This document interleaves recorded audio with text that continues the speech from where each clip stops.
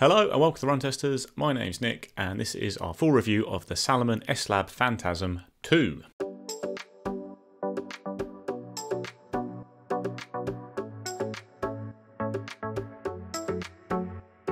So the S Phantasm 2 is Salomon's top carbon plate racing shoe. It's their best super shoe ever with an all-new midsole compared to the Salomon Phantasm CF, as well as a higher stack and a lighter weight all round. It's a little bit confusing in Salomon's range. There's also the Phantasm 2, which doesn't have S in front of it, and that's more the training partner shoes. The S Phantasm 2 is the top of the range carbon plate racing shoe, which you'll know from its price because it's $275 in the US, £240 in the UK, which is expensive even for a carbon plate shoe. That puts it well up towards the upper end of prices for carbon shoes.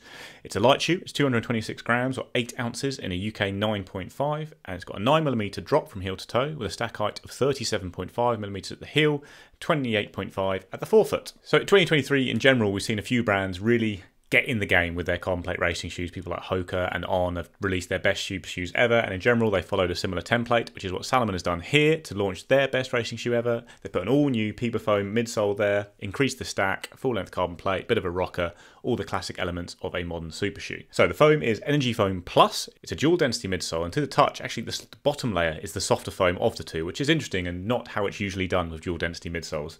Then you've got a full-length carbon plate running through the midsole, which is Salomon's Energy Blade, and then a bit of a rocker going on. The rocker's still there. It's not quite as noticeable as actually on the Phantasm CF, and I think because that had a firmer foam, you had a more of a rocker feel because of the firmer shoe. With the Phantasm 2, it's a much softer, springier ride because of the Piba midsole. You have a single layer mesh upper, which is very stripped back, as you'd expect, really lightweight, a bit see-through at the front there. A little bit of padding at the heel there, just ringing around the Achilles, but overall the whole upper is designed to keep the weight nice and low. Then you've got a Contagrip rubber outsole with little bobbles on it, good forefoot coverage, 2 strips at the back, and a cutout in the middle there to reduce a bit of weight. Again, as with all these cutouts, it will grab the odd stone if you go on gravelly tracks, but this is very much built to be a road racer, so you shouldn't be going on those anyway. So I'm testing a half size up on my normal UK size here. I've got a UK a 9.5, I'm normally a UK 9, but this is a US 10 and an EU 44, which is often the size I am in other shoes as well, if you look at the way they convert. Overall, the fit's actually been fine. Like, there probably is slightly too much length in the front there, and I could go down to my normal UK size, but I don't think it's an excessively long shoe at all. Fit's actually been really comfortable for me. I've had a good hold around the midfoot there from the lightweight upper. Even when rounding corners at speed, I found I've had a good midfoot hold from this shoe. And then at the back, I've really got on very well with this padding around the back. Like, I've had some minor Achilles niggles most throughout this year, and I think recently I've started to realise it's down to shoes. Like, certain shoes have things at the back that annoy them. Actually, I've had a bit of a problem with the Nike racing shoes irritating by rubbing on the Achilles in a certain way, and this doesn't happen at all with the S Phantasm. Like, it's been perfectly timed for me to clear up these issues by using it for all my speed sessions lately. So yeah, really well designed heel, good hold and nice and comfortable. And overall, I'd say probably stick with your normal running shoe size, even though I haven't here and it's worked okay. I think I would prefer to have had my normal size and had that slightly racier fit in the toes without it being at all uncomfortable, I'd say. So I've done about 80k in the Phantasm 2, and I've been using it for all my speed work lately, as well as a 5k race. Like, it's the only speed shoe I have in for testing at the moment. So over the last 2-3 weeks, my training's been stepping up a notch, and I've been using it 2 or 3 times a week for some hard speed sessions on the track and on the road. Like, I've done long reps of 5k and 3k at tempo pace, a hard progression 10k, shorter reps of 200 meters, 400 meters on the track as well as the 5k race. So covered a good range of speed. Some of those runs have ended up being fairly long as well. So I feel like I've got to know the shoe really well, and I absolutely love it. I think this is an absolutely excellent racing shoe and way better than you've seen from Salomon in the past. Even though I quite liked the Phantasm CF, it was a really nice shoe that I think would work as a great training partner plated shoe, but was priced a little too high to be that. I thought it was a really good shoe all round. I do think the Phantasm 2 is a shoe that goes right up against the best carbon shoes on the market. We're ending up with this bigger and bigger top tier of carbon shoes where I think the performance level across them is broadly equivalent, and it does come down to ride feel, and this has a really nice ride feel. It's got that tippy forward feeling you expect from racing shoes. It's probably firmer and a little bit more grounded than lots of the other shoes on the market, but it's not at all uncomfortable. You get a really fast transition. It feels very light on the foot, very easy to pick up when you're tired and maintain a high cadence, and then the nice amount of propulsion from the forefoot. I think it's not as explosively bouncy as some of the shoes out there.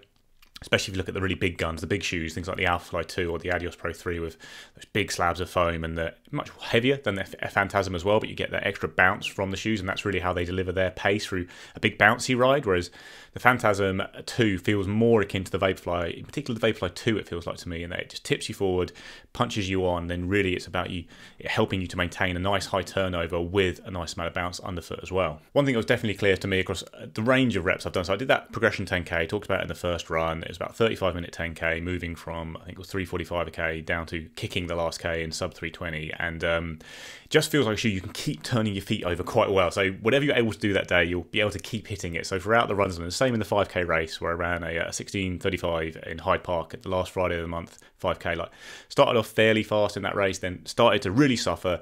But in this shoe, I found I could drop my pace to around 320 and hold it there and just keep turning over, even as I was feeling really rough, just because it is such a lightweight shoe and it encourages that high turnover. Exactly the same way I have with the Vaporflies. Like, when you are struggling, you start to lose maybe some of your efficient form in terms of bounding along and really making the most of some of those really bouncy shoes out there, like the Metaspeed Sky Plus or even the Alphafly, and really sinking into that foam and getting that explosive feeling. Like, when I start to tire, I don't do that so much. I don't get so much force into the shoe. So I like the lightweight feel of a shoe like this, where it helps you maintain your cadence and your turnover, and just means even as you start to slow, and you start feeling like you're really slow and you're not really engaging the shoe that well, you are still running quite quick. And that's what I've liked about the Vaporfly for the whole time, what I love about the Vaporfly 3 as well. But with the Vaporfly 3, you probably get a tad more bounce from it, but the Salomon all-round delivers that feeling of tipping you on, helping you run well when you're tired, as well as helping you run well when you're not tired and you feel great in the shoe at the start of reps. The ride is fairly natural for a super shoe. It's not really weird or very bouncy. There's no really high arch in there dinging under you to force your foot into a certain position. It feels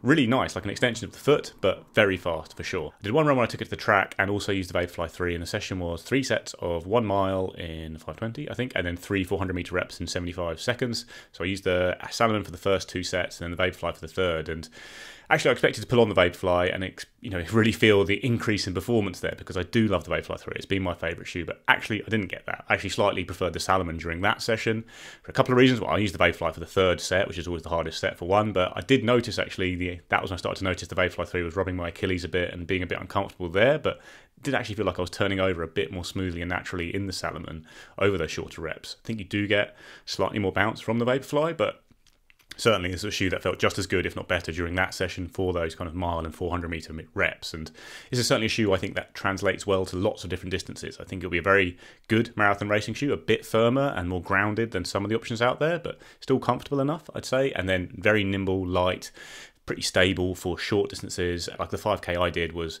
like a square course. You kind of went around twice, so sharp corners, done at speed on not the best tarmac out there, just running around Hyde Park, and it coped really well. I will say I do have some concerns about the grip though, which I brought up in the first run in the shoe, where it's just a bit slippery. It was very, very wet the first run I did in the shoe. It was really slick underfoot, and there were certain types of tarmac where the shoe struggled a bit. I think basically the smoother the tarmac you're on, the better the grip. Doesn't matter how wet it is. If it's good, smooth asphalt, you're going to get really good grip, but slightly bobbly bits. It's not like it's potholey or anything. I just mean that slightly bobbly style of asphalt you get. It doesn't grip so well, and I did have to noticeably slow down at certain points on that.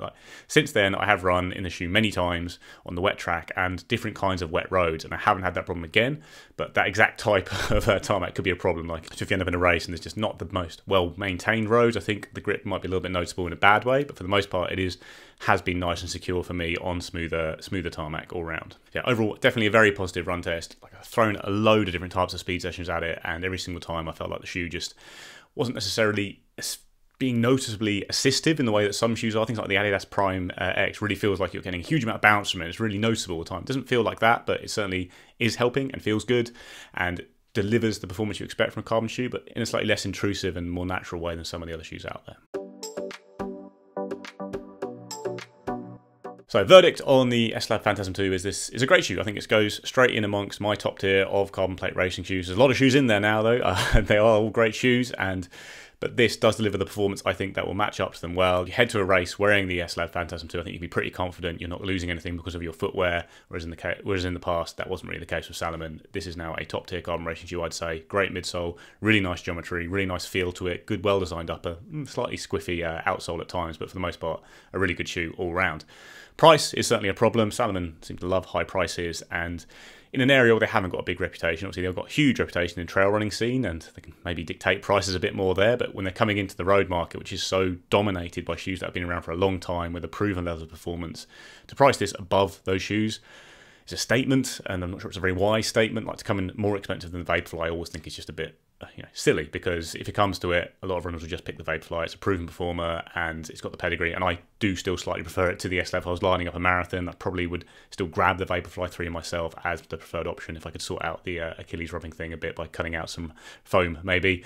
Now, I do think this delivers the performance, but I just think it's hard to recommend it when there are more established shoes out there available for a lot less, especially if you're looking in sales. You can pick up the Metaspeed Sky Plus from Asics, the Saucony Endorphin Pro 3, for a lot less, or even the Vaporfly 2, and those are all amazing shoes. I can't say this is a better shoe, and it's certainly a shoe that hasn't got the pedigree behind it in terms of a road running background, or in particular a carbon racing shoe background. So it's hard to say go and buy the Phantasm. It's hard to say that anyway, because if you say that, it's very confusing as to what shoe you mean, because there are so many Phantasm shoes in Salomon's range. But it's hard to say go and buy the S11 Phantasm 2, despite how much I've enjoyed running in it, because you can get better value elsewhere, certainly by getting the Vaporfly or many other shoes I've listed already. But I do think if you get it, you're going to be very happy with the performance of the shoe. It's a great racing shoe. I've loved using it. I'm going to keep using it, and I look forward to trying to do some longer races in it as well. I think it's a massive upgrade from Salomon, but it's also the case that maybe wait to see how it develops from here, because this is essentially the first generation of the Phantasm as a proper carbon racing shoe going up against the rest. So we'll see where they go next year. I imagine